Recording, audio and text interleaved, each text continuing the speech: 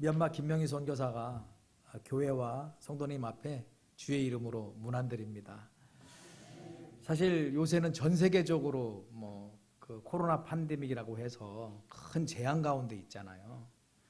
얼마 전에 제가 이제 이번에 한국에 나와서 소식을 듣게 된 그 소식 중에 어떤 그 자영업자 한 분께서 젊으신 분인 것 같은데 너무나 경영난에 힘들다 보니까 자신이 살고 있던 원룸을 처분해가지고 종업원들에게 급료를 나눠주고 그리고 세상을 떠나는 그런 극단적인 선택을 했다는 소식을 듣고 참 가슴이 아팠어요. 우리 성도님들도 사실은 이 세상 살아가는 가운데 그런 어려움이 왜 없겠습니까? 있으시겠죠. 근데 제가 정말 감사한 거는 그럼에도 불구하고 우리 해외에 나가 있는 선교사들 선교 활동 위축되지 말라고 그렇게 선교의 지원을 지속적으로 해주시고 그리고 또 끊임없이 기도해 주시고 성원해 주셔서 그것이 얼마나 감사한지 모르겠어요. 그러나 여러분 힘드신 가운데 이렇게 열심히 행하시는 이런 모습을 주님께서 보고 기뻐하실 줄로 믿고요. 그리고 비록 우리 상황이 어렵고 힘들지만 그러나 이런 상황을 허락하신 우리 하나님의 의지가 있지 않겠습니까? 그리고 뜻이 있을 거예요. 그래서 우리는 이 시간을, 이 어려운 시간을 정말 하나님을 붙드는 시간, 그리고 하나님을 인격적으로 만나고 믿음으로 만나는 그런 시간이 되기를 소원합니다. 우리 미얀마에도 정말 엄청난 재앙이 있었어요. 코로나는 굉장히 심했고요. 그리고 코로나보다 더 큰 위험들이 또 있었죠. 코로나가 더 크긴 하겠지만 쿠데타가 일어나가지고 수많은 인명들이 살상이 됐습니다. 저는 그런 과정을 겪고 이제 잠시 새로운 사역을 위해서 귀국을 했습니다. 그러나 제가 지금 우리 성도님들을 뵙고 간 지가 한 2년 좀 넘었는데요. 그 2년 동안에 그런 재앙들이 있었던 거죠. 어쩌면 미얀마는 그 2년이라는 시간은 어떤 일도 할 수 없는 그런 시간이었어요. 사실은 모든 게 봉쇄됐었거든요. 그러나 그 가운데 제가 확실히 알게 된 것은 우리 하나님은 결코 쉬지 아니하신다는 사실을 깨닫게 됐습니다. 여러분, 하나님은 지금도 우리와 함께 하시고 여태까지 함께 하셨고 그리고 지금부터 그 미래까지도 우리 하나님은 결코 우리를 떠나지 아니하시고 우리 곁에 계시면서 우리를 도우시고 우리를 붙드시는 하나님이신 줄로 믿습니다. 저는 오늘 그 하나님을 증거하려고 이 자리에 섰어요. 여러분, 제가 그래서 그 하나님의 사역을 증거하기 전에 미얀마에서 행하셨던 하나님, 그런 팬데믹이라고 하는 재앙 속에서 어떤 일을 행하셨는지, 쿠데타의 상황 속에서 하나님은 어떤 일을 행하실 것이며 그리고 또 코로나를 어떻게 이기게 하시는지 역사를 주도하시는 우리 하나님에 대해서 증거를 하고 싶습니다. 여러분, 제가 준비한 간단한 동영상이 있는데요. 한번 보시고 나서 말씀을 증거하도록 하겠습니다. 한번 틀어주십시오.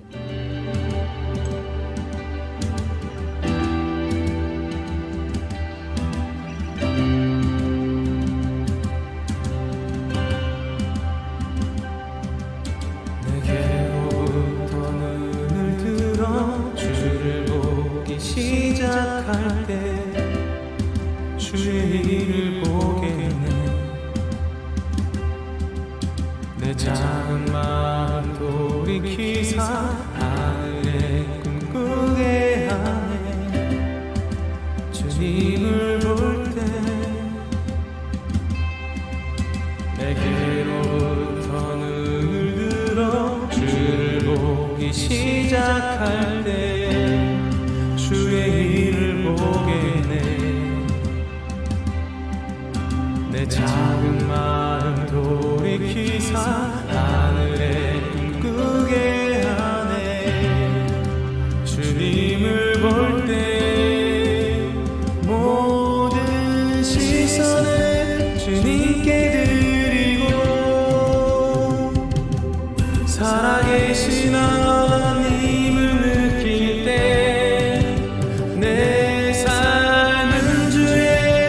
역사가 되고 하나님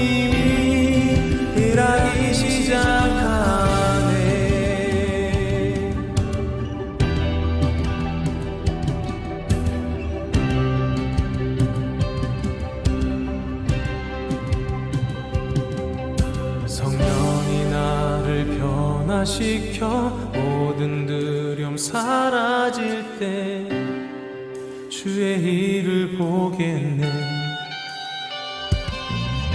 황폐한 땅 한가운데서 주님 마음 알게 되리.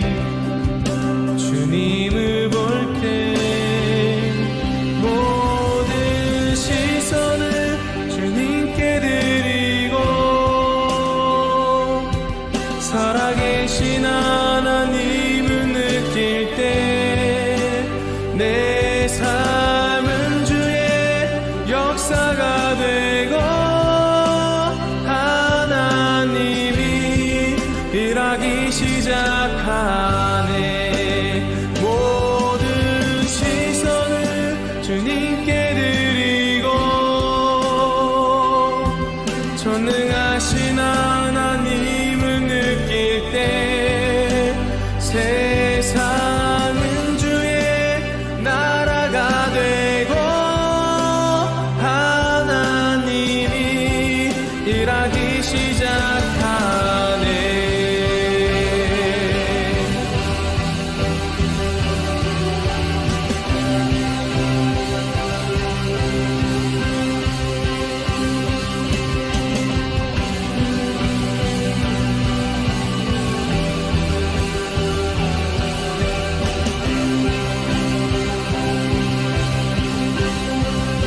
주님의 영광 임하네. 주 볼 때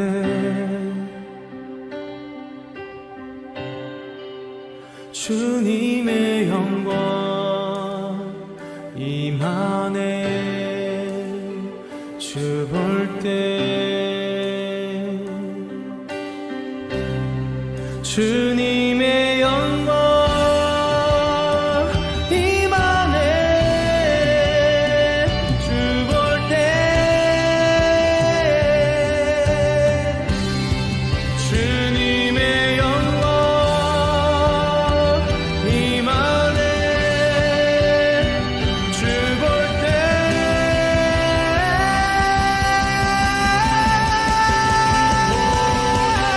시선을 주님께 드리고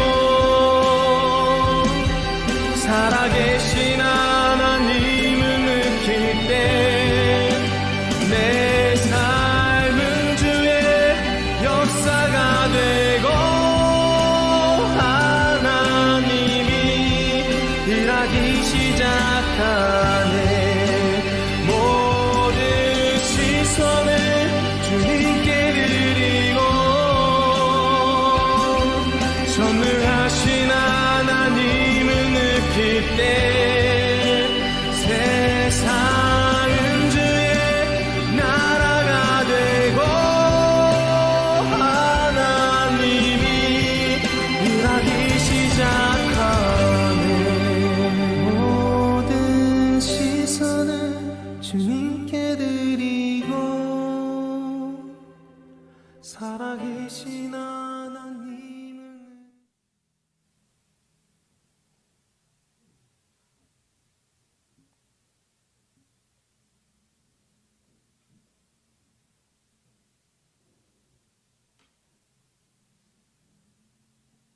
다음으로 넘어가지 않나요?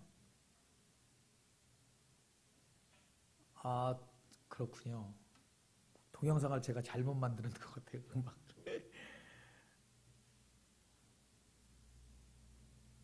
그 미얀마를 위해서 약을 보내고 있는 상황입니다. 네.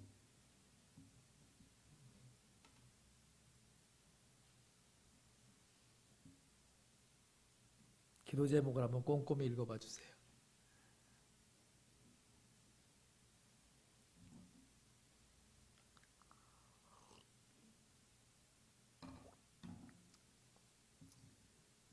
자, 감사합니다.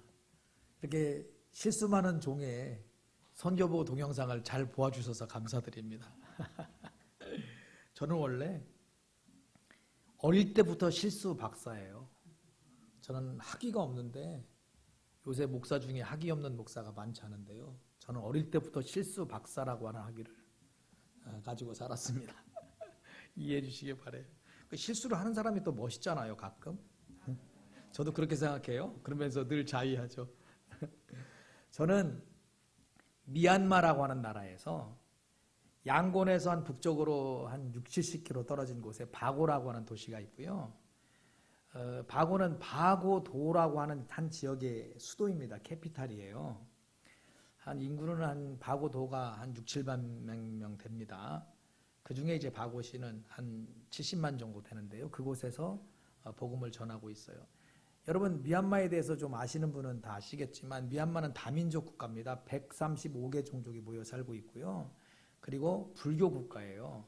특별히 그 중에 버마 종족이 가장 강한 불교 국가, 불교 부족입니다. 전 국민이 한 5,700만 정도 되는데 그 중에 버마족이 주종족인데요. 한 70% 좀 못되게 한 68% 정도. 그러니까 한 3,000, 한 6, 700명 되죠. 그분들이 다 버마족이에요. 근데 그 버마족은 미전도 종족입니다. 복음이 들어온 지가 한 200년 됐어요. 그런데 얼마나 전도가 안 됐는지 몇 명이나 전도됐을 것 같아요? 실제로 기독교를 찾아볼 수 없습니다. 복음화율은 0.01%에 미치지 못합니다. 그러니까 교회가 없죠. 버마족을 위한 교회는 없습니다. 지금은 있어요. 그게 바로 우리가 지금 여러분들이 보신 교회 두 군데가 버마족 교회입니다. 그러니까 유일하게 지금 버마족 교회가 세워져 있고요. 저는 버마족 선교를 위해서 그 미얀마로 갔습니다. 저는 원래 중국 선교사였어요. 2017년 2월에 사스 문제가 발생했을 때, 사스죠. 사스 문제 발생했을 때 그때 제가 추방이 돼서 미얀마로 가게 됐어요. 저는 중국에서 한 19년 정도 사역하다가 그 미얀마로 가게 됐습니다. 물론 저는 그 전에도 한번 경력이 있습니다. 추방 경력이 2004년에 중국 공안에 붙잡혀서 추방이 됐다가 다시 재입국해서 2017년에 두 번째 추방 당했고 지금은 미얀마에 가 있는 것입니다. 우리 GMS라고 하는 우리 교단 선교부의 그 유일한 별 2개짜리 선교사가 저입니다. 저는 이제 이번에 미얀마에 가서 이제 미얀마 간지 한 4년 정도 됐어요. 그동안에 2년은 코로나 때문에 아무 일도 못하는 때가 됐는데 1년은 또 어학 공부를 했어야 됐고요. 그러니까 제가 사실은 일할 수 있는 시간이 많지 않았죠. 그러나 지금 동영상에 보신 대로 저 교회당 건축된 거 보시죠? 그 제1교회당, 제2교회당, 그 다음에 운동장, 또 그 사회봉사 활동하는 가운데 몇 가지는 이 2년 코로나 팬데믹 속에서 있었던 일들입니다. 그러니까 아무것도 할 수 없는 상황이라고 다 얘기를 했지만 여건은 굉장히 어려웠어요. 그러나 우리 하나님께서는 이 일을 행하시더라는 거죠. 저는 오늘 이 하나님께서 어떻게 일을 행하셨는지 한번 여러분에게 간단하게 한 에피소드를 가지고 얘기를 좀 드릴게요. 여러분 제1교회당 하얀 건물 보셨죠? 굉장히 좀 예쁜 편이에요. 그죠? 우리 선교사님들이 다 아유 정말 잘 졌는데 이러면서 부러워하는 그런 선교센터입니다. 여러분 이게 원래 미얀마에서는 건축을 하려면 날짜를 잘 선택해야 돼요. 왜냐하면 미얀마의 날씨는 우기와 건기로 나눠져 있기 때문에 그렇습니다. 여러분 미얀마는요 11월 달부터 3월 달까지가 굉장히 비가 하나도 오지 않습니다. 그리고 날씨도 꽤 좋아요. 그리고 나서 이제 6월 달이 되면 6월 달부터 10월 말까지 11월 초까지는 비가 어마어마하게 옵니다. 그러니까 언제 건축을 해야 되겠어요? 11월에는 무조건 출발을 해야 됩니다. 그 시기를 놓치면 안 돼요. 농사 짓는 거랑 같아요. 거기는. 근데 제가 이 건물을 시작할 때 11월 초에는 무조건 땅을 파기 시작했어야 되는데 그러지 못하고 3월 달부터 팠습니다. 왜냐? 하나님께서 저에게 건축 자금을 일찍 주지 않으냐 하신 거예요.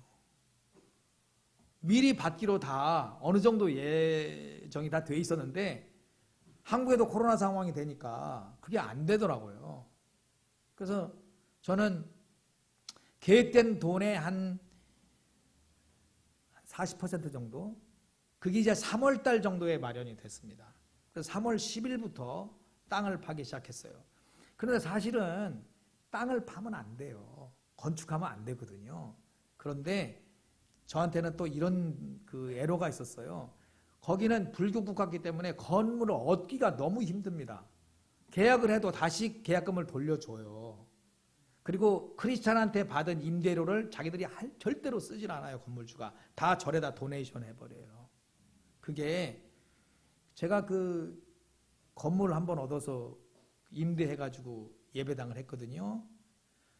그 사람이 우리한테 받은 돈을 단 1푼도 안 쓰고 다 절에다가 도네이션하고 열쇠를 끝까지 안 줬어요. 입주날부터 3일까지 열쇠를 주고 안 줬어요. 나가달라고 제발 돈 드릴 테니까. 그래서 제가 아니다, 계약한 건 지켜야지 이러면서 들어가서 있다가 더 이상 갈 데가 없으니까 예배당을 반드시 지었어야 되는데 날짜를 놓친 거예요. 하나님께서 돈을 안 주시니까 좀 사실은 조금 원망도 되기는 했었습니다만, 그러나 하나님께서 행하시는 일이니까. 제가 그 건축비가 많이 이렇게 충분하게 마련되지 못했기 때문에, 원래 저는 건축에 대해서 기역자도 모르거든요. 해본 적이 없어요, 건축을. 그러니까 건축업자한테 맡겨야 되죠. 그래서 돈이 부족하니까 건축업자한테 맡길 수가 없었어요. 그래서 한번 직접 해보자, 무모한 결정을 내렸습니다. 그리고 건축업자들을 못 부르니까 각 분야의 그 인부들 데리고 일하시는 분들 있잖아요. 일본말로 오야지라고, 그런 사람들 불러가지고 이거 골조를 6월 말까지 끝내야 되는, 5월 말까지 끝내야 되는데 그러면 3, 4, 5월밖에 없는데 골조 끝낼 수 있겠냐. 비가 오면 실내에서 일할 수 있는 건 할 수 있으니까 그 전에 골조만은 다 끝나야 된다 그랬더니, 이거 결정하시고 만약에 못한다면 우리 안 한다. 어떤 방법으로라도 뭐 예배는 우리가 어떻게 드려야 되겠지만 우리는 못할 것이다 이렇게 얘기했더니 그들이 할 수 있대요. 사실은 그 말은 거짓말인지 이미 알았습니다, 제가. 그런데 저는 어떤 사람이냐면, 아까 그랬죠, 실수 박사. 제가 학교 다닐 때부터 기도파가 아니고 이 공부파라고 할까? 그리고 자기 고집이 엄청 세요. 제가 솔직히 고백하는 거예요. 그러니까 사실은 내가 이거 하면 안 될 텐데 이렇게 알면서도 그들 입에서 제발 좀 할 수 있다고 말해주길 간절히 바라면서 그거를 시작을 했어요. 그런데 비가 내리기 시작할 때 공사가 어느 정도 됐냐? 기초 이제 막 콘크리트 했어요. 비가 쏟아지는데 진짜 이거 큰일 났더라고요. 중단할 수도 없고, 이거는 실수도 어마어마한 큰 실수를 제가 저지른 거죠. 그때 기도파가 아닌 김명희는 어마어마하게 기도를 시작했습니다. 가슴이 터질 정도로 기도하게 되더라고요. 여러분 한번 생각해 보세요. 밤이 딱 됐습니다. 그 미얀마의 빗줄기가 얼마나 센지 몰라요. 사이즈가 달라요. 한국에서 비 내리는 사이즈랑. 밖에 소리가 하나도 안 들려요. 그러니까 제가 집에서 아무리 크게 소리를 질러도 그 빗소리에 함몰돼 버린다고요. 그러니까 간절히 기도하는데, 세상에 오늘 이거 콘크리트 쳤으면 이거 비 내리면 어떨까. 그런데 하나님께서는 어떻게 일하셨느냐, 꼭 믿으셔야 돼요. 안 믿으면 큰일 납니다. 8시가 되면 비가 딱 그쳐요. 12시까지 비가 끝입니다. 하늘은 온통 구름으로 가려져 있어요. 날씨도 시원해. 12시부터 12시 반까지 억수로 옵니다. 왜 올까요? 내가 알려드릴게요. 12시 반부터 5시까지 비가 안 와요.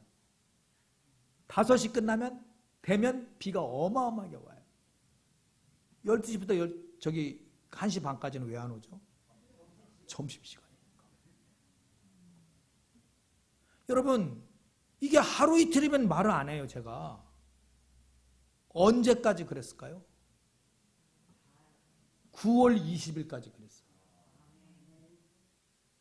나는 성경에서 아이성 전투에서 태양을 멈추신 하나님, 귀로만 들었었더니 이제는 눈으로 배웠나이다.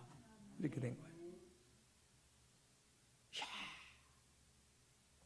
또 지금 그 건물이 굉장히 예뻐요. 이 예쁜 이유가 뭐냐? 지붕재가 그게 중국산이 아니에요. 미얀마는 생산품이 없습니다. 다 수입하는 거예요. 근데 대부분 중국재 수입하죠. 가격이 중국재가 제일 싸니까. 그런데요, 제가 이제 골조를 올리면서 지붕을 빨리 씌워야 되잖아요. 그죠? 그래서 이제 지붕재를 그 생산하는 공장에 가가지고 주문을 하러 갔어요. 그랬더니 거기서 안 된다는 거예요. 왜? 재료가 없습니다. 철판이 중국에서 들어와야 되는데 못 들어와요. 코로나 때문에. 그때 당시 미얀마는 코로나를 통제하기 위해서 마을마다 그냥 폐쇄를 시켰어요. 우리나라는 뭐 사회적 단계 그런 거 없어요. 미얀마는 그냥 여기서부터 여기 못 가요. 이 마을에서 저 마을 절대 못 들어갑니다. 도시간에 이동 안 돼요. 공장 문 다 닫아야 되고, 은행 문 닫아야 되고, 학교 문 닫아야 되고, 다 닫아야 돼요. 식당 문 닫아야 되고. 여러분, 이런 나라 보셨어요? 그게 미얀마예요. 그런데 거기서 지금 공사를 하고 있습니다. 찾아갔더니 재료가 없어서 못 한다는 거예요. 제가 그때 제 뒤통수가 얼마나 아팠는지 몰라요. 거기 가서 망연자실한 거죠. 그리고 그래도 하나님께서 우리에게 피할 길을 열어주신다 이랬기 때문에 제가 막 기도하면서 그냥 하소연하니라고 한국 사람들 단톡방 있어요. 거기다가 재료가 없어서 못한다고 이거 큰일 났다고 이렇게 얘기를 올렸어요. 그랬더니 전화가 왔습니다. 저는 미얀마 포스코에 있는 누구누구 부장입니다. 이러면서 전화가 왔어요. 한국 사람이죠. 지금 그 포스코에서는 미얀마에 있는 한 공장에서 지붕재를 만들어가지고 철제 지붕재를 만들어가지고 전체를 다 한국으로 보내요. 그런데 그 직원이 이번 오다를 받아갖고 소요량 그러니까 그 물건을 만드는데 재료를 투입해야 되는 양, 그 양 계산을 잘못해가지고 짜투리가 남은 거예요. 이 사람이 지금 잘못하면은 징계를 받게 돼 있는 거죠. 심할서 써야 돼요. 그런데 그걸 본 거예요. 그래서 전에 전화가 와서 목사님 지금 제가 이런 것 때문에 지금 오버커팅을 해가지고 이게 좀 남았는데 이거 갖다가 쓰실 수 있으면 쓰시라고 이러는 거예요. 그래서 제가 아 그래요? 그러면서 그 사람이 올 수 없는데도 그 사람은 떼기 좋아서 왔더라고요. 그 샘플을 가지고 보니까 너무 좋아요. 미얀마에서는 만져볼 수 없는 뭐 한국에서도 아마 고급재인 것 같아요. 코팅도 굉장히 잘 돼 있어요. 뭐 그냥 보통 철판에다가 페인트 칠하고 이렇게 열 처리하는 것 같은데 그거는 위에다가 알록달록한 뭐 코팅까지 다 돼 있어가지고 아주 최고급 펜인 것 같아요. 그래서 저한테 이거 쓰시라는 거예요. 그래서 가격이 비쌀 텐데 이랬더니 아니에요. 중국제보다 싸게 드릴게요. 이렇게 얘기하는 거예요. 그래서 원래 우리가 한 피트에 1300자세 샀는데 그분이 1150자세 줘서 저 지붕을 다 하게 된 겁니다. 여러분 또 인부가 실수해가지고 그 한쪽을 못 쓰게 만들었어요. 그래서 큰일 났네 이거. 그러면 이제 또 중국제를 어떻게 구해든지 그걸 하면은 이상하게 될 거 아니에요. 그래서 제가 그분한테 전화를 했어요. 그랬더니 그분이 그렇지 않아도 조금 더 남았습니다. 그래가지고 그거를 갖고 왔는데 그거 딱 고치니까 끝. 그래서 저 예배당에 지붕이 만들어진 거고요. 또 이 창문 하러 갔어요. 창문. 그 플라스틱 창문이잖아요. 갔더니 그 저한테 창문 팔던 사람이 창문 없습니다. 재료가 없습니다. 이렇게 된 거예요. 그 이것도 큰일 났잖아요. 그런데 그냥 제가 그 어려움을 겪고 있는 얼마 시간도 되지도 않아서 한국 분은 한 분이 전화로 왔어요. 자기가 그 한국 재료를 갖다가 미얀마에서 만들어 가지고 아주 고급 아파트에만 납품하는 분이래요. 근데 자기가 크리스찬이래요. 근데 나이롱 크리스찬이어서 여태까지 맨날 술만 먹던 사람인데 그 사람이 병이 들었어요. 그래서 그 온 교회가, 부인이 열심히 나가나 봐요. 온 가족은. 온 교회가 그러셔서 기도했더니 그분이 많이 좋아져서 나았어요. 그래서 자기도 열심히 이제는 뭔가 해봐야겠다 이렇게 생각했는데 그때 제 소식을 들은 거예요. 이 목사님이 교회를 짓는다고 그러니까 그러면 나도 뭔가 좀 좋은 일을 해야겠다 이렇게 생각을 해가지고 저한테 전화를 한 거예요. 그분이 오셨는데 그분도 빽 좋더라고요. 그냥 차 몰고 오셨어. 군부를 뚫고 반대목을 뚫고 오셔가지고 목사님 이건 전부 이 교회는 한국제로 해야 됩니다. 중국제는 보세요 이러면서 나한테 보여주는데 그 막대기를 딱 때리니까 그냥 재료가 부러지더라고요. 근데 이건 안 돼요. 그러니까 제가 중국제 가격으로 이거를 다 해드릴게요. 그래서 이중창으로 그러면서 한 문 도어는 또 다 그분이 도네이션 한다고 그러고 이래서 그 지금 우리 1센터는요 한국제로 지어진 그 건물이에요.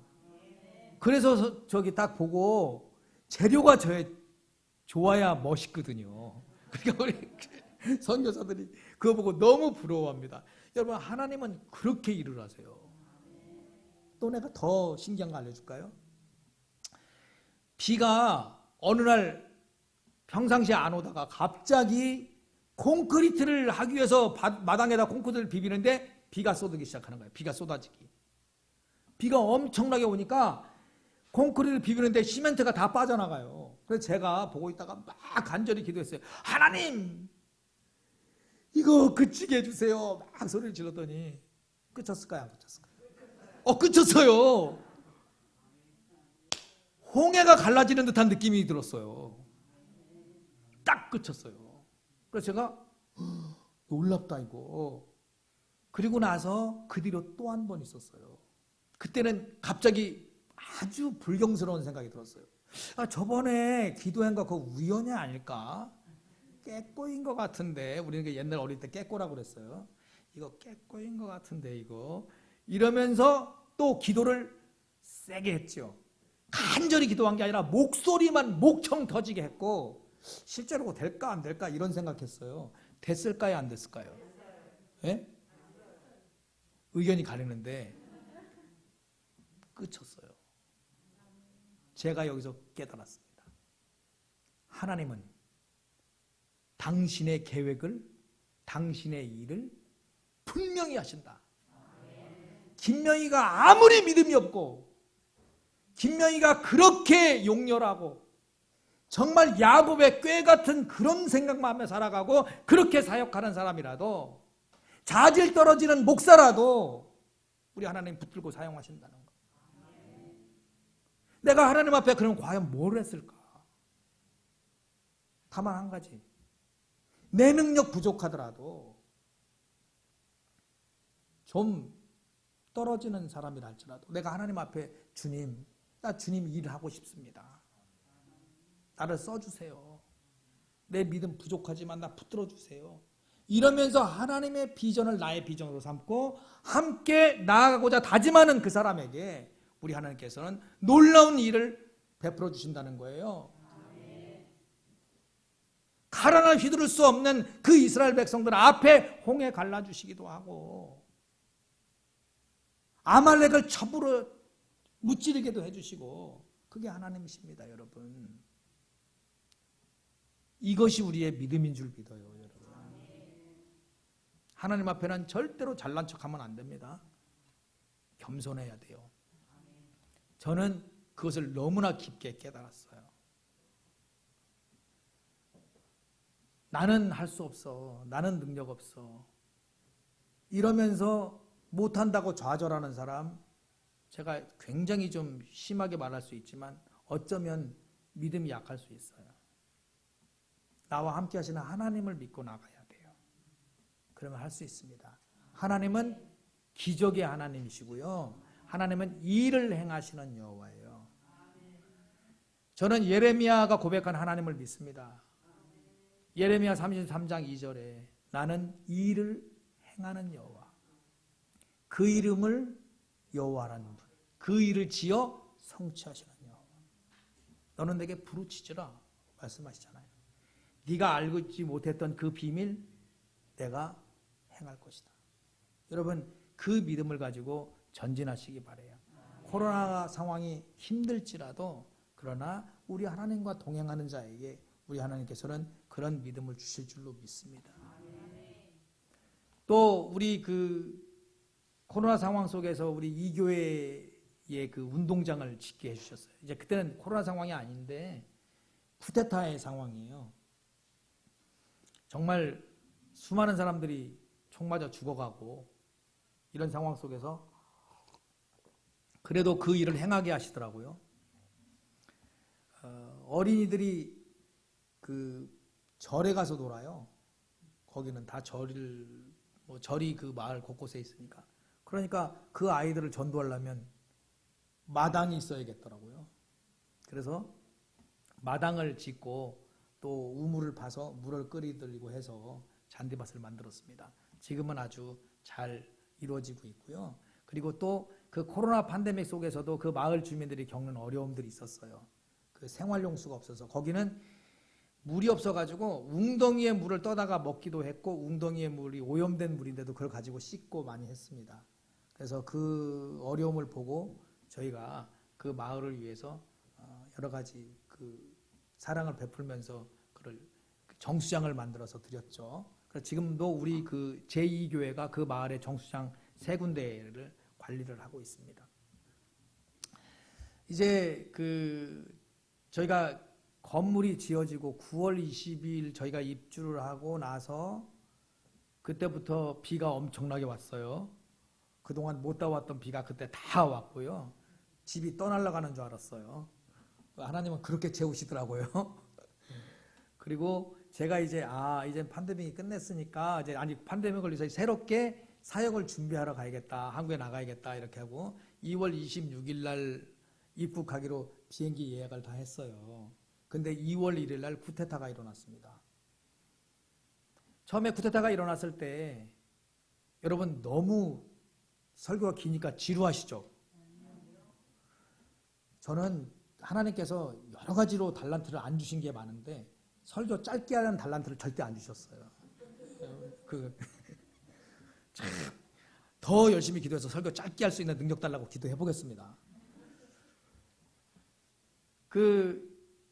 처음에는 저는 쿠데타가 일어났을 때 이것이 얘가 예전에 겪었던 저 어릴 때 겪었던 그런 정도의 그런 데모나 이런 거 아니겠냐 이렇게 생각을 했거든요. 처음에는 국민들도 그렇게 생각했던 것 같아요. 그 청년들이 예쁜 옷 입고 또 여성들은 아주 단장도 하고 그러면서 그 데모에 나왔어요. 이렇게 CDM이라고 하면서. 그리고서 청년들이 나가서 이제 시위하면 각 가정에서 도시락 싸가지고 나가서 또 배달도 해주고 아주 정말 모범적인 모습을 보였죠. 비폭력적인 시위였어요. 근데 한 3일 정도 딱 지나니까 군인들이 총을 쏘기 시작했습니다.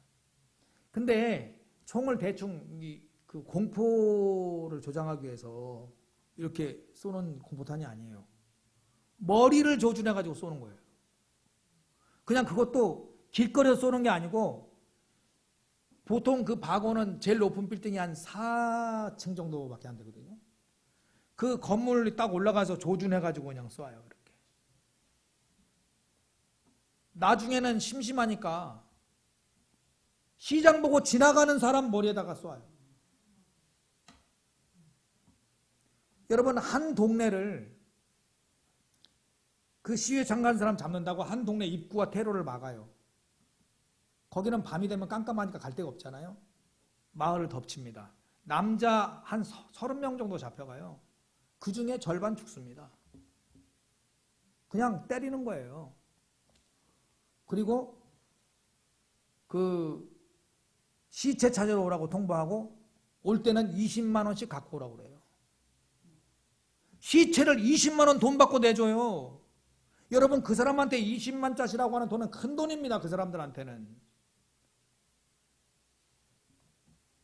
그리고 시체를 찾았는데 장기가 없어요. 장기가. 저는 흉악도라고 하는 말을 듣고 많이 때로는 본 적도 있지만 그 정도로 흉악한 사람을 본 적이 없어요. 완전히 마귀입니다. 완전히 마귀. 교회 청년들이 데모하러 나가요. 그리고 들어오지요. 그러면 청년들 잡으러 들어올 거 아니에요. 그러면 또 저는 어떻게 해야 되겠어요? 그렇죠?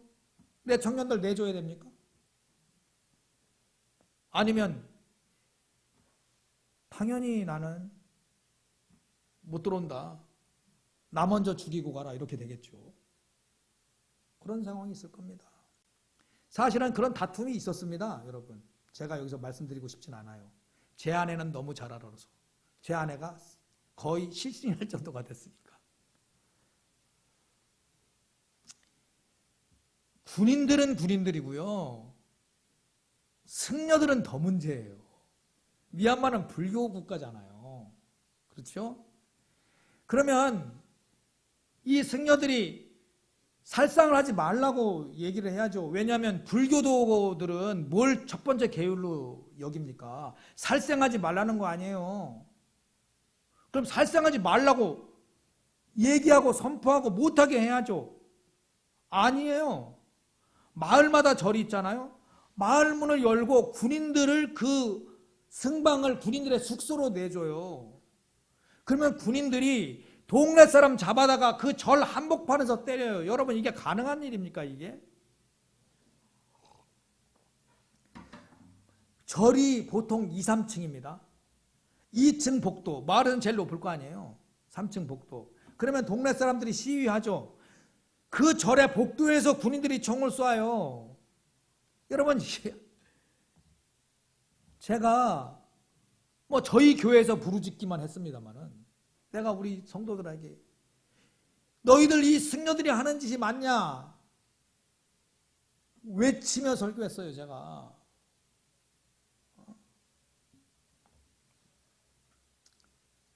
이런 어려움이 고통이 있었습니다.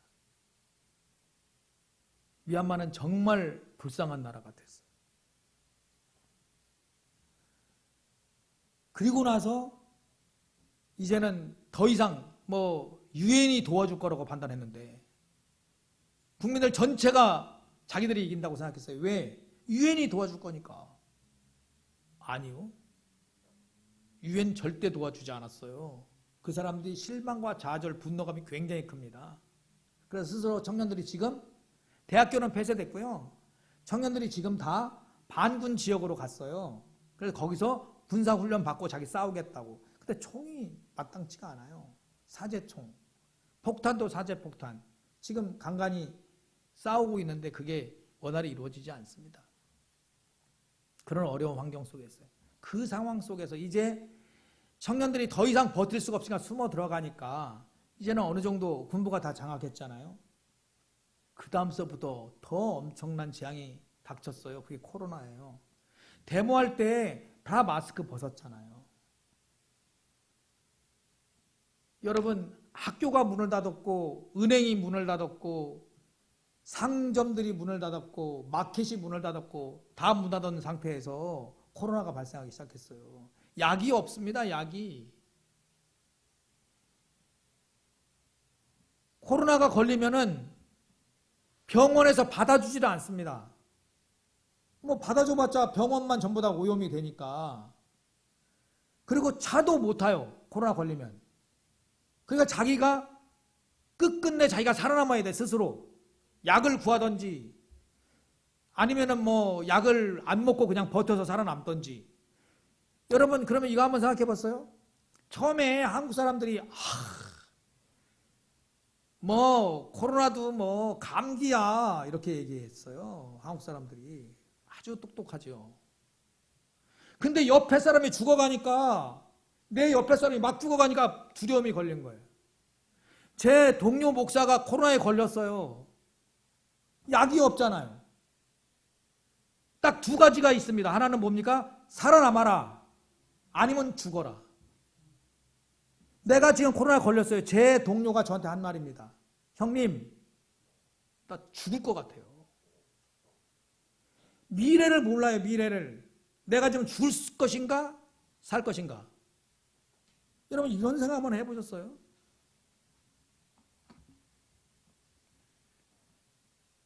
군부는 약도 없었기 때문에 치료도 못했지만 결국은 이런 생각을 했던 것 같아요. 다 걸리자. 걸려서 죽을 사람 다 죽자. 그러면 집단 면역이 이루어질 거다. 너무너무 악한 생각 아닙니까? 근데 그게 이루어지더라고, 이게. 수없이 죽었어요. 지금 말을 못할 뿐이에요, 제가. 쓰레기통에 시체, 땅에다가 구덩이 파고요. 코로나 바이러스가 퍼져나간다고 사람들 죽은 사람 깔고 거기다 콘크리트 쳐버렸어요. 여러분, 우린 너무 행복합니다. 우린 너무 행복해요. 이런 세상도 있습니다, 여러분. 미얀마는 지금 오늘 우리가 본문에 읽었던 것처럼 강도 만난 형국이에요. 흉악한 강도 만난 형국이에요. 오늘 본문 잠깐 살펴보겠습니다. 여러분, 오늘 우리가 읽은 본문은 누가복음의 제자도라고 하는 그런 그 분류를 통해서 우리가 읽을 수 있는 본문이에요. 9장 51절부터 예수님께서 마지막 공생애를 위해서 예루살렘에 올라가십니다. 그러면서 제자들과 많은 얘기를 나누시는데 제자들의 덕목에 대해서 가르치세요. 이걸 우리는 제자도라고 부릅니다. 그러니까 예수님께서 이제 그 십자가에 달려 죽으시고 승천하셔서 이 땅의 제자들이 어떻게 사역을 감당해야 되며 어떤 마음 자세로 어떤 행동 방식으로 사역을 감당해야 된다는 걸 알려주려고 하는 거죠. 여러분, 우리가 제자 맞지요? 예수님의 제자 맞지 않습니까? 그러니까 지금 오늘 이 본문은 우리들에게 들려주시는 명령이라고 여러분 받으시길 바랍니다. 여러분, 이 본문은 이렇게 시작이 됩니다. 그 노중에서 한 율법사가 예수님에게 이렇게 질문을 해요. 여러분, 율법사가 누굽니까? 율법을 연구하는 사람이고 율법을 가르치는 사람이니까 신학교 교수 정도 된다고 생각하시면 돼요. 이 사람이 예수님께 이렇게 묻습니다. 선생이여, 내가 무엇을 해야 영생을 얻겠습니까? 이렇게 물었어요. 율법사니까 사실은 이거 모를 리가 없는 사람이에요. 그러니까 예수님께서 뭐라고 대답하십니까? 그래, 당신 율법사니까 그 율법에 어떻게 쓰여 있으며 당신은 어떻게 그 율법을 읽느냐, 이렇게 물었어요. 그것은 뭐냐면 율법이 어떻게 돼 있고 너를 그것을 어떻게 해석해서 네 삶에 적용하고 그렇게 살아가느냐, 이 말이에요. 그랬더니 그 율법사가 대답을 합니다. 그 율법에는 우리의 마음을 다하고 목숨을 다하고 힘을 다하고 뜻을 다해서 아버지 하나님을 사랑하는 것입니다. 그리고 두 번째는 내 이웃을 내 몸처럼 사랑하는 것입니다. 이렇게 대답을 했죠. 예수님께서 그래, 맞습니다. 맞다. 그럼 이같이 해라. 그러면 네가 살 것이다. 그래서 두 번째 질문을 던져요. 율법사가 사실 던지고 싶었던 질문은 두 번째예요. 그러면 누가 내 이웃입니까? 이렇게 물어보는 거예요. 자, 율법에 대해서는 예수님이나 그 율법사나 다를 바가 없어요. 율법의 강령에 대해서는. 그런데 이웃이라고 하는 관점은 해석의 관점이 들어가거든요. 이웃은 예수님과 그와 생각이 달라요. 유대인들은 이방인들을 친구라고 여깁니까? 이웃이라고 여깁니까? 그렇지 않죠. 사마리아인, 죄인들, 그들을 이웃이라고 생각하지 않습니다. 유대인 가운데도 뭐 세리 같은 사람들, 장기 같은 여인들, 그 사람들 이웃이라고 생각하지 않잖아요. 그죠? 배척해야 될 대상이에요. 공동체에서 쫓아내야 될 대상입니다. 근데 예수님은 이 땅에 오셔가지고 그 이방인들과 만나주시고 이방인들에게도 복음을 전하세요. 이방인도 치료해 주시고 먹이시잖아요. 그리고 세리와 그 집에 들어가서 교제도 하시고, 또 죄인이라고 일컬어지는 여자로부터 기름 부음도 받으시고, 도무지 이해할 수가 없는 거예요. 그 율법사의 눈에는. 그러니까 이웃이 누굽니까? 이렇게 물어보는 거죠. 근데 예수님께서 우리가 흔히 알고 있는 선한 사마리아인의 비유, 이 비유로 말씀해 주는 겁니다. 자, 잘 들어보세요. 예루살렘에서 여리고로 내려가는 그 길에 한 여행자가 강도를 만났다. 그 만났는데 강도 만나서 완전히 뺏길 거 다 뺏기고, 뭐까지? 옷까지 싹 다 뺏기고, 벗겨져서, 발가 벗겨져서 죽을 때까지 맞아가지고 이제 길에 버려졌다. 그러면 이 사람이 혼자 살아날 수 있습니까? 못 살아나요. 이 사람 죽을까요? 살을까요? 대부분 죽습니다. 왜요? 저체온증 걸리잖아요. 밤낮의 기온의 차이가 크니까. 그럼 누군가 도와줘야 돼요. 반드시. 근데 그때 마침 제사장과 레위인이 지나갔다는 거예요. 근데 제사장과 레위인이 하는 행동은 뭐냐면, 그 강도 만나서 죽어가는 사람, 그 사람 보고 그 사람한테 다가가서 그에게 선을 베풀고 도움을 준 게 아니라 어떻게 했다고요? 피해서 지나갔다, 이렇게 말합니다. 여기서 피해서 지나갔다 이 말을 우리가 잘 생각해 볼 필요가 있어요. 이게 원어로는 안티페렐르코마이라고 하는 단어입니다. 여러분, 안티라고 하는 단어 잘 알죠? 안티가 뭐죠? 반대예요. 거슬러서. 그러면 그 사람이 도움을 반드시 받아야 될 그 사람을 거슬러서 반대로 도망갔다는 거죠. 그런데 본문에서 예수님이 말씀하려고 하는 건 뭡니까? 율법사에게. 그 제사장과 레위인은 율법을 행해야 되는 사람들이에요. 율법대로 살아야 되는 사람입니다. 그 사람은 하나님의 백성이기 때문에, 선택받은 백성이기 때문에. 근데 그 사람은 어떻게 해요? 율법의 반대로 행했다는 거예요. 율법의 반대로. 여러분, 성경을 잘 아는 사람이 오히려 목사, 장로가 되면 마음이 무뎌져 가지고 율법의 반대로 행하는 그런 경우도 많더라는 거예요. 율법사의 마음이 지금 그렇게 돌처럼 굳어 있는 겁니다, 여러분. 그때 예수님이 누구를 등장시키죠? 사마리아 사람. 사마리아 사람은 강도 만난 사람을 보자마자 어떻게 했다고요? 바로 자기가 타고 가던 짐승에서 내려가지고 자기 짐을 풀고 거기에서 그 강도 만난 자에게 포도주를 발라주고 기름을 발라주고 상처를 싸매주고 자기의 짐승에 태워서 다시 여관으로 가서 그가 밤새 치료해주고 그리고 아침 새벽에 떠났다, 이렇게 얘기합니다. 여러분, 여기에는 이튿날 떠났다라고 되어 있지만 시리아 다른 역본에는 그가 새벽에 떠났다. 여러분, 그가 새벽에 떠난 이유가 뭐예요? 너무 바쁜 사람이에요. 그리고 자기 주머니에 있는 돈을 꺼내서 여관 주인에게 주면서 이 사람을 치료해 주시오. 내가 돌아올 때까지. 만약에 돈이 덜 들면 그때 내가 다시 정산하겠습니다. 이렇게 갔다는 거예요. 자기의 시간과 물질을 아낌없이 지금 죽어가는 그 사람에게, 강도 만난 자에게 베푸는 그 모습을 볼 수 있지요. 예수님이 그에게 묻습니다. 이 세 사람 중에 누가 강도 만난 자의 이웃이 되겠느냐? 그랬더니 그가 뭐라고 대답하지요? 사마리아인이라고 대답하지 않습니다. 그는 뭐라고 해요? 자비를 베푼 자예요. 끝까지 자존심을 부리는 거예요. 그 마음이 그렇게 완악한 겁니다, 여러분. 예수님께서 말씀하세요. 가서 너도 이와 같이 하라. 여러분, 이 말씀이 무슨 말이에요?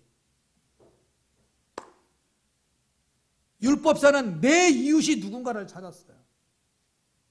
예수님은 뭐라고 말씀하시죠? 네가 가서 이웃이 되어줘라, 이렇게 말해요. 네가 가서.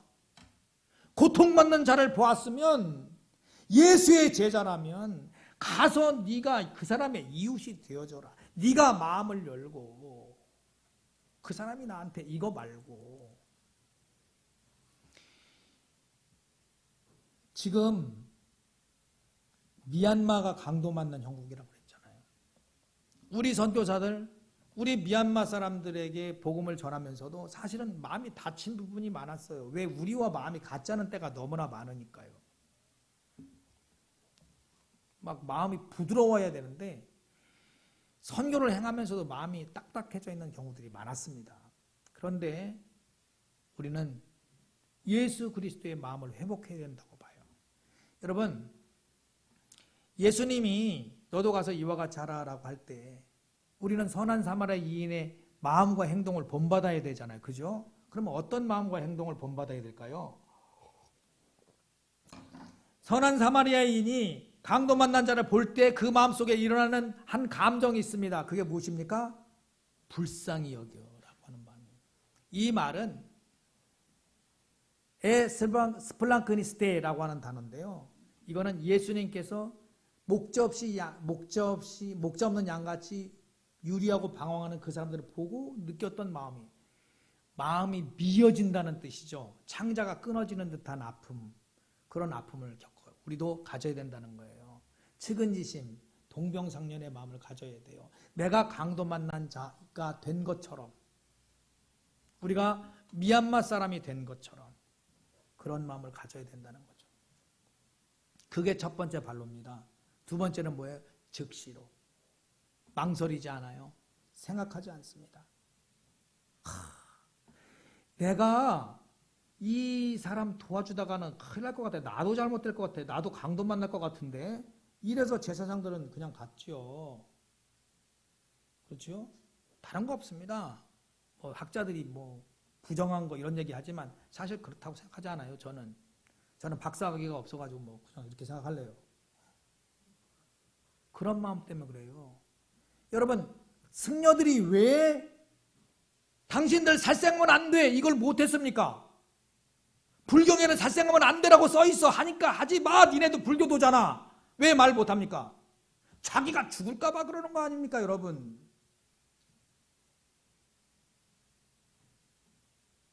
이게 어떻게 종교인이라고 할 수 있습니까? 나는 원래 불교 안 믿지만 만약에 우리 목사한테 그런 상황이 닥쳤을 때, 그러나 목사들은 그렇게 행해야죠. 그렇죠? 진리를 수호하기 위해서. 여러분, 이제 우리가 그런 마음을 가지고 미얀마 사람을 도와야 될 때입니다. 저는 미얀마 코로나 팬데믹이 닥쳤을 때 정말 우리 한국 사람들의 사랑을 잊지 못해요. 제가 죄송합니다. 제가 설교가 너무 길어가지고. 용서해 주세요. 제가 할 말이 너무나 많아가지고. 우리 한국 분들이 얼마나 사랑이 많은지. 제가 지금 미얀마 사람이 이렇게 죽어가고 있습니다 했더니 우리 파송교회 성도님들이랑 제 협력교회 성도님들이 약을 얼마나 보내줬는지 한 1,000만 원어치 보내줬어요. 1,000만 원어치. 그리고 산소 발생기. 그 사람들이 호흡 못하면 죽어가잖아요.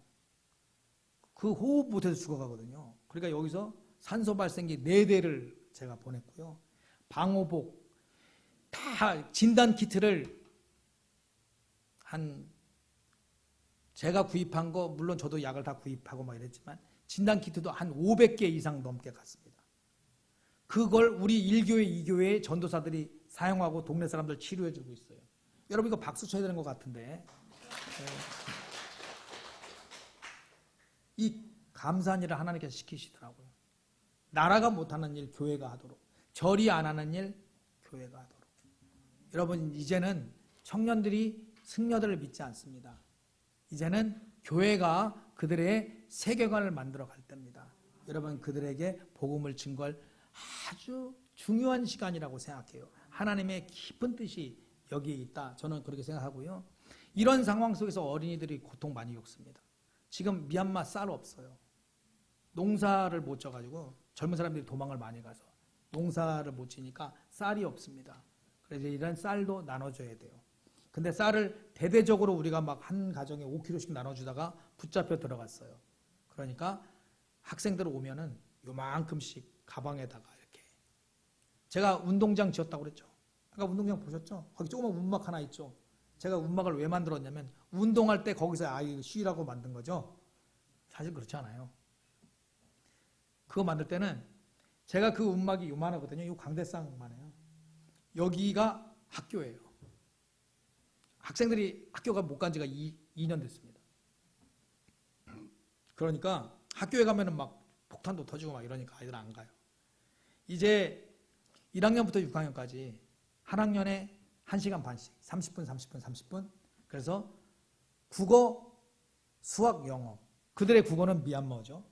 그래서 선생님들을 불러가지고 월요일 날은 1학년부터 3학년, 화요일 날은 4학년부터 6학년 이렇게 공부를 가르칠 그런 생각 속에 있습니다. 그러면 그때 아이들 오면 그 가방에다가 쌀을 요만큼씩 검은 봉투로 탁 숨겨서 매일이나 하루 이틀 정도 이렇게 계속 넣어주는 그런 일도 해야 되고요. 어린이들에게 거기는 티셔츠나 그 반바지면 되거든요.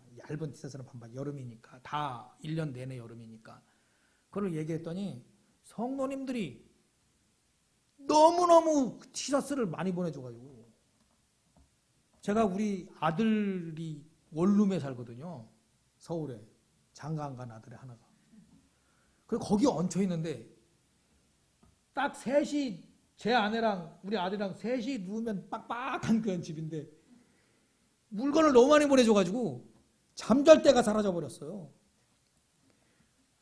그리고 또 티셔츠도 그 어린이들을 위해서 시장에 가가지고 하나씩만 사시라고 그랬더니 사랑이 충만해가지고 막 300장을 어떤 분이 사셨는데 한 스타일에 100장. 그러면 그 아이들 전체가 똑같은 옷을 입고 그렇지만 나는 가슴이 너무 뜨거웠어요. 마스크가 얼마나 왔냐면요. 2만 장 넘게 저한테 도착했어요. KF94? 그게 몇천 장 왔어요. 근데 선교사가 이렇게 사례비 받잖아요. 설교하고. 그러면은 한국에서 먹고 살기도 해야 되는데 있는 동안 운송비가 얼마나 나가는지 주셔도 부담될 때가 있긴 하더라고요. 그렇지만 그걸 주시니까 얼마나 감사한지 그렇게 사랑을 실천하고 있습니다. 여러분, 여러분들께서도 한번 실천해 보세요. 혹시 그 시장 가셔서 절대 많이 사시면 안 돼요. 아이들 2, 3천 원짜리 매대에 있는 티셔츠 같은 거 있죠. 티셔츠 반바지. 그냥 일반 그 얇은 거 추리닝 이런 우분 말고 그런 거 사서 이렇게 1년 동안 교회에서 모시면 돼요. 많이 모시지 말고 요 박스 요만한 거 하나씩 틈날 때 기도하다가 아 이거 미얀마 어린이한테 좋을 것 같아. 그래서 하나 사주시면 그래서 1년 동안 모으셔가지고 1년에 한 번만 보내주세요. 2번, 3번 보내주지 마세요. 너무 많이 오면은 힘들어요. 그러니까 이제 한 번 내지 2번만 딱 보내주시면 그걸로 사랑을 베풀 수 있을 것 같아요. 학용품도 보내주세요. 그리고 보내주실 때는 운송비도 담당해서 보내주세요. 제가 그 운송하는 회사 알려드릴 테니까 운송비 그렇게 비싸지 않으니까요. 그렇게 보내주시면 돼요. 여러분, 우리 천국에 그 법칙이 있습니다. 뭡니까? 달란트의 법칙이에요. 한 달란트 받아서 숨겨놓으면 어떻게 돼요? 책망. 2달란트 받아가지고 열심히 해서 5달란트 남기면 칭찬. 여러분, 우리는 하나님께서 작은 일에 충성하는 자에게 하나님께서 크게 은총 베푸시는 하나님이신 줄 믿습니다. 우리 하나님께서 우리 모두에게 너는 선한 사마리아인의 그 사랑을 실천해라 이렇게 명령하시는 줄 믿겠습니다. 자, 감사합니다.